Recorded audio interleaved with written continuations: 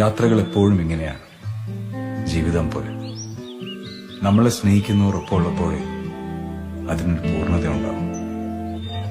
ബോബിക്ക് വേണ്ടിയിരുന്നത് അമ്പിളിവട്ടമുള്ളൊരു ആകാശമായിരുന്നു.